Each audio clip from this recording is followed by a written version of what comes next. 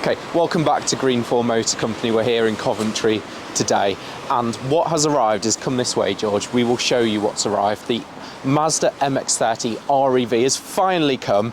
It's took Mazda quite a while to get this car to us, but we're happy it's here because it means we've got another option for our customers. So obviously the BEV is great as a second car, but if you want those long journeys, it won't quite do it without recharging along the way. As you may have seen, we found out in Braintree when we did our 100 miles. So here it is. Polymetal this colour, George, isn't it? It is, yeah. Polymetal grey. And if you come over here, you'll see one of the key distinguishing factors, which is the little Rotary logo here. I like the orange bit in the middle. And is there something around the back as well? Yeah, if you come around the back, see it's got another Rotary badge there. I actually quite like the fact it isn't that different, because it means you're pretty much getting the same offering from Mazda. So you can choose this car or the EV, and the only difference is the drivetrain. As you can see inside, it looks pretty much the same.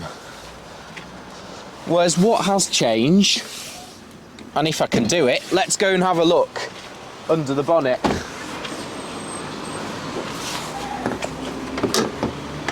Oh. So let's open the bonnet and have a little look. So I should know this, but I can't actually tell you what's electronics here and what's Rotary Engine. But if you have a zoom in, some people may be able to figure it out who are watching. But there's more stuff under here anyway, because there is a Rotary Engine in here somewhere. So, things you need to know about the Rotary Engine. It's not the same engine which is in the RX-8, because there was lots of recalls and issues with oil with that one. This is different. It has the normal oil consumption of an engine, according to Mazda.co.uk. And it's got a 50 litre fuel tank, so you fill it up with fuel, you charge the car up, and I'll tell you exactly what you do with charging now. It will do 53 miles on electric, which gives you, according to Mazda, over 400 miles of range with the fuel and the electric combined. When it comes to charging, 36 minutes, no, not 36 minutes, 25 minutes on a 36 kilowatt DC charger, or an hour and a half on a 7.2 kilowatt charger, and that's to get from 20% to 80%. That's all the stuff in the notepad, because I don't know the numbers off the top of my head. Essentially, the Rotary Engine in here will never ever directly drive the wheels. The idea is it's a generator. So the Rotary Engine in here at some point will turn on, and you'll hear it turn on very quietly when it starts to idle, and it will charge up the batteries.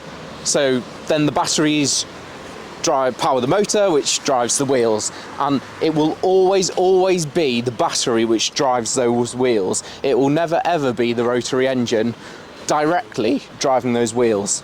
So it's pretty neat, pretty clever, and also what Mazda have been promising and alluding to in their new MX-5 looking idea, which is on our LinkedIn page if you want to have a look at that.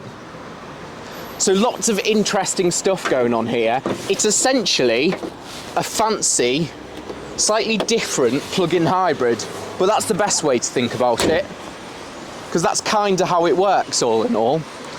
Now, I've said according to Mazda, and apparently with some of the figures, because we've not yet driven this very far.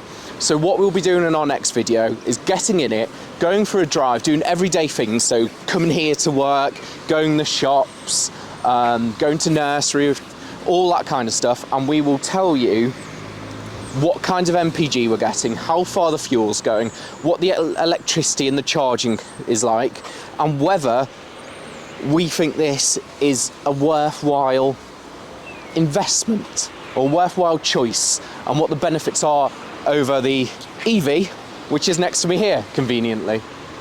So yeah, exciting things to come. Thanks for watching.